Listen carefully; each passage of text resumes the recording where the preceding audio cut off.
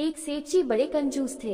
एक दिन उन्होंने दुकान पर बेटे को बैठा दिया और बोले कि बिना पैसे लिए किसी को कुछ मत देना, मैं अभी आया।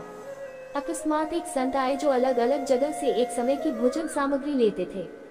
लड़के से कहा, बेटा जरा नमक दे दो। लड़के ने संत को डिब्बा खोलकर एक चम्मच नमक दिया। सेठ जी आए तो देखा कि डिब्बा खुला पड़ा था। सेठ जी ने कहा कि क्या बेचा? बेटा बोला, एक संत जो तालाब पर रहते हैं उनको एक चम्मच नमक दिया था। सेठ का माथा ठनका। वो बोले, अरे मूर्ख, इसमें तो जहरीला पदार्थ है। अब सेठ जी भागकर संत के पास गए। तब तक संत भोजन बनाकर भगवान का भोग लगाकर खाने की थाली लेकर बैठ चुके थे। सेठ जी दूर से ही बोले, महाराज रुकिए, आप जो नमक लाए थे नमक नहीं था बल्कि जहरीला पदार्थ था। कृपा करके आप ये भोजन न करें। संत जी बोले, भाई हम तो प्रसाद लेंगे ही, क्योंकि भोग लगा दिया है। भोग लगाकर भोजन छोड़ नहीं सकते।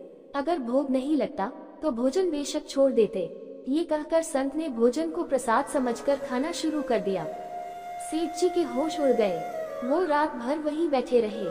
सेठ को रह रहकर ये चिंता सता रही थी कि अगर संत को कुछ हो गया तो बड़ी बदनामी होगी।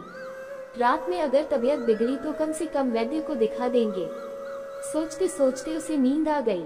सुबह रोज की तरह संत जल्दी उठ गए और नदी में स्नान करने लगे। सेठ जी ने कहा, महाराज तबीयत तो ठीक है। संत बोले, भगवान की कृपा है। इसके बाद वे पूजा के लिए मंदिर चले गए। जैसे ही संत ने मंदिर का द्वार खोला तो देखा कि भगवान के श्री विग्रह के दो भाग हो गए हैं और शरीर काला पड़ गया है। ये देखते ही सेठ को सब समझ आ गया कि भक्त के अटल विश्वास को देखकर भगवान ने भोजन का जहर भोग के रूप में स्वयं ग्रहण कर लिया और भक्त को प्रसाद ग्रहण कराया। इसके बाद सेठ ने तुरंत घर जाकर बेटे को दुकान सौंप दी और स्वयं संत की शरण में आकर भगवान की भक्ति करने लगा। वीडियो अच्छी लगी हो तो लाइक करें, सब्सक्राइब करें।